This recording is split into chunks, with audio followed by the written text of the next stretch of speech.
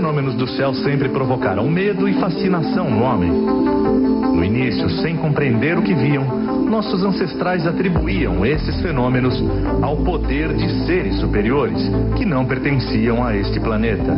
Hoje a população explodiu, a tecnologia evoluiu, o homem conquistou o espaço, mas muita gente ainda vê no céu coisas que parecem ser do outro mundo. O cantor Sérgio Reis conta duas experiências impressionantes. Eu tinha um casal de amigos no interior de São Paulo. Ele era engenheiro e numa dessas obras que ele estava fazendo no interior de Minas Gerais, com o Super 8, ele filmou um disco voador fantástico. Ele era grande, cara. Ele é grande, ele caberia... Ele tamparia assim um campo de futebol do Pacaembu, ou se fosse um pouquinho menos. Tem um outro caso que eu vi lá no infinito do horizonte, lá vindo lá no escuro. Eu olhei aquela lâmpada, veio aquela luz assim, veio e parou aqui. E parou bem na nossa frente. O sertanejo Chororó também viu algo que não consegue explicar. Eu vi assim, uma coisa de uns, sei lá, 100, 200 metros, né? Quando eu fui passando, eu imaginei, pô, será que é um disco voador, né? Aí cheguei a colocar o pé no freio pra estacionar quando eu cheguei mais próximo. Mas aí fiquei com medo por causa das crianças, tava com a minha família toda no carro. Eu falei, poxa, se for alguma coisa, acontecer alguma coisa comigo é uma coisa, mas com a minha família, né? Desde o ano passado, o México tem sido invadido por esses estranhos objetos. Esses objetos se movimentam de uma maneira inteligente e, em alguns casos, eram centenas de objetos. Então, isso está fartamente documentado. No dia 26 de julho, um cinegrafista amador fez estas imagens na zona oeste de São Paulo. Os radares do aeroporto de Cumbica nada detectaram. Mas o registro mais incrível foi feito por esta mulher enquanto filmava os netos. Aí, não balança mais o saco. Olha que voador.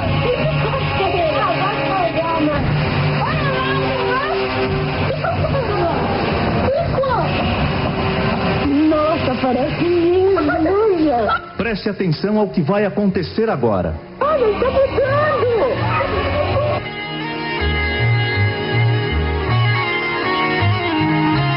Este vídeo foi feito em 1995 e apresentado com exclusividade aqui no programa do Ratinho.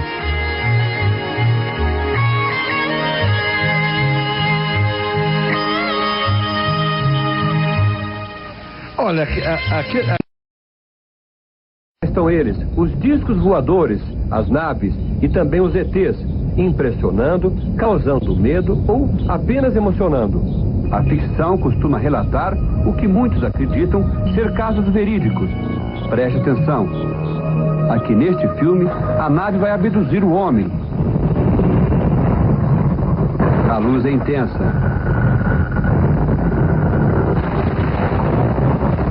ETs carregam o homem para uma sala de cirurgia.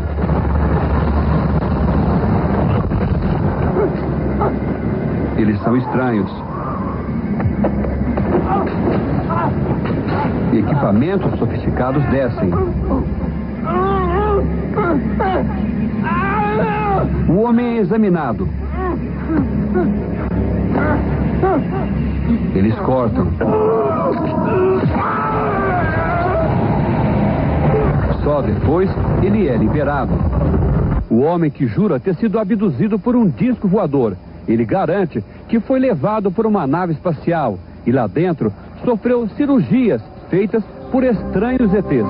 Ele foi abordado por um UFO que o sequestrou e talvez tenha feito uma experiência no seu cérebro, porque ele entrou numa regressão mental, falecendo 17 anos após, com a idade mental de 9 meses, dizendo apenas 3 palavras: papai, mamãe e medo. Ele passou 16 anos doente, um homem perfeito, ainda novo, ainda com 52 anos de idade, tinha medo de luz forte. No dia que o americano veio, o primeiro americano veio, que foi lá para casa com o doutor Antônio, aí foi filmar ele, bater as fotos dele. Aí quando o americano bateu o primeiro flash, ele foi e disse: mãe, mãe. Dá uma paradinha, meu bem, eu vou trazer aqui um dos maiores ufólogos de civilizações diferentes que já estiveram em contato com a Terra. Em todo o mundo foram registradas mais de 3 milhões de ocorrências ufológicas. Os UFOs se movimentam em nossa atmosfera a mais de 40 mil quilômetros por hora. De repente estacionam no ar. Coisas inexplicáveis pelas leis físicas. O fenômeno UFO é assunto de segurança nacional registrada pelas Forças Armadas em mais de 120 países.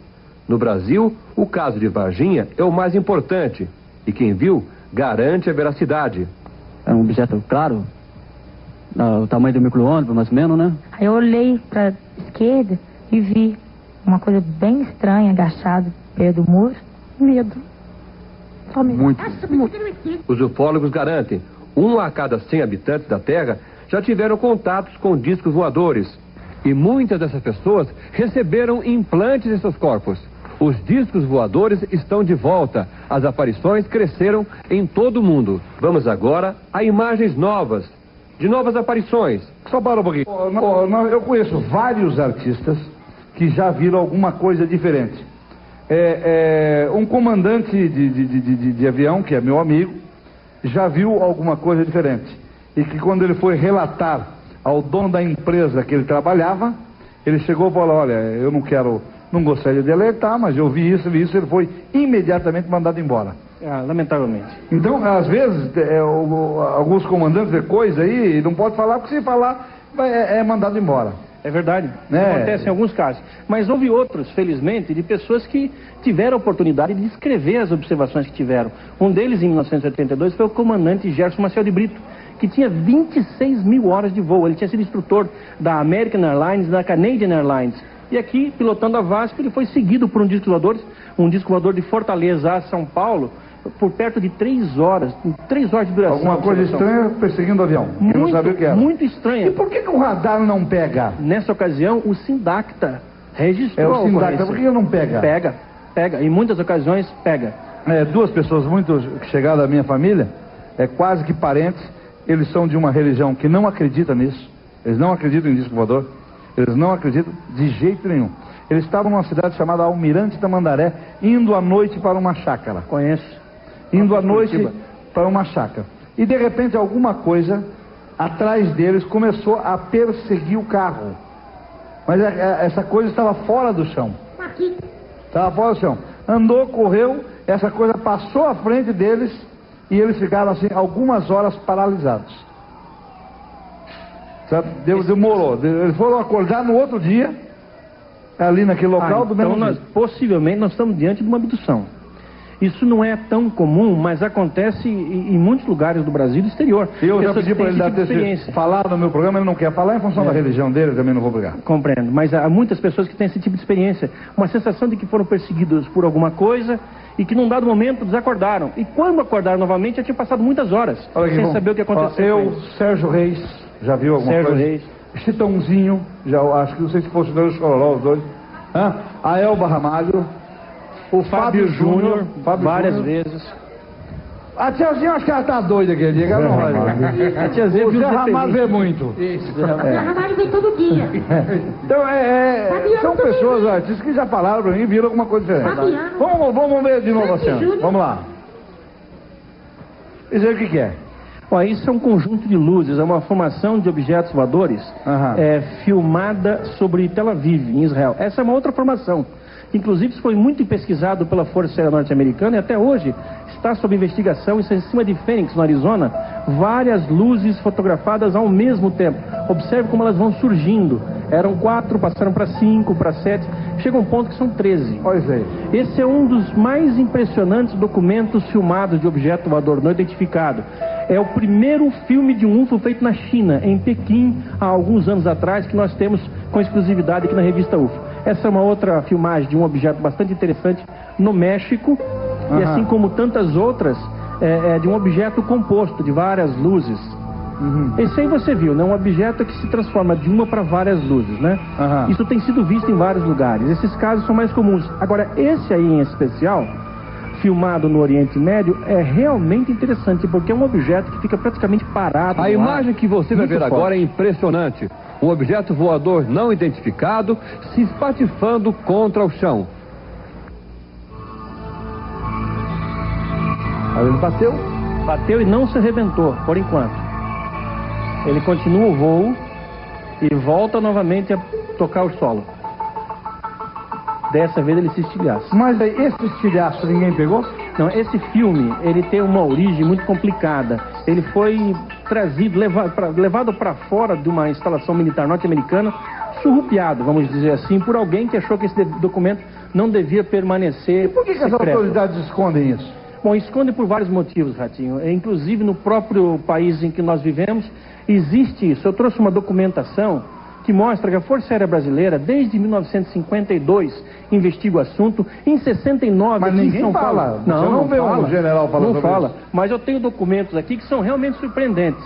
Eu seguro aqui, vai. Pode. Dê uma olhada. Isso aqui é o boletim do Sistema de Investigação de Objetos Aéreos Não Identificados da 4ª Zona Aérea.